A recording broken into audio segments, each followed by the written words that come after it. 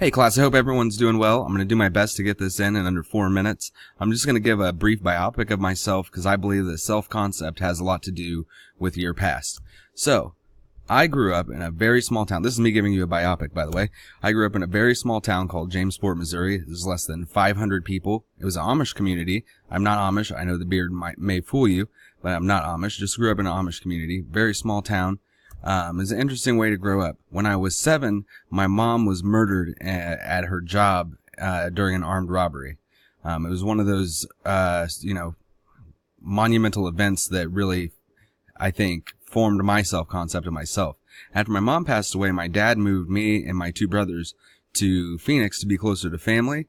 And shortly after we got there, he also passed away, which was in a very short period of time and really affected my life. After that, we moved all over the country, me and my brothers, foster homes, different family members, until my older brother John turned 18 and got custody of us. And then that's my little brother Caleb. He got custody of both of us.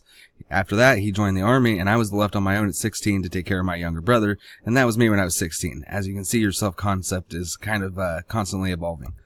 So I graduated from Westside High School, number 2 in my class, and then I joined the army shortly after that. There I am graduating basic training. Let me go back. There I am graduating basic training. This is, I became a combat medic, and this is a picture from training that we were doing. After that, I married my high school sweetheart, Jillian, and we got stationed at Fort Knox. I shortly after that deployed to Afghanistan, and bad things happened, as you can see. Not a lot of fun. But I did learn a lot about myself. To be very candid, I learned what it felt like to take a life. I learned what it felt like to save a life. And I learned what it felt like to be inferior life every day. So I returned to the United States. We got stationed at Fort Polk, where I worked in the emergency room at this hospital for a while.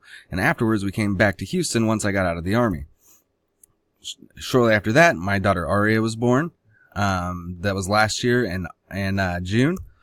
She is absolutely adorable, as you can see. I wish I could linger on these pictures longer, just because she's the best. But, trying to get it in under 4 minutes. She's my heart and soul. I don't know. Life wouldn't be the same without her. So, Christmas morning, this past Christmas, I woke up to this. We have number 2 on the way. Now I have to learn how to teach a child how to be a man, a boy how to be a man, when I never really learned myself. Here's Patrick. He is actually named after my father, and he was born on the same day, 19 years later, that my dad passed away. Very ironic. He is just a bundle of joy. His sister loves him so much, and I'm so happy to have a boy. Every man wants a boy, of course. And he's just completed our family, he's completed my life, and really changed me into the person that I am today. So who am I? First of all, I'm a dad. That's what I'm most proud of, and I'm a husband. That's me. When Aria was born, it was overwhelming.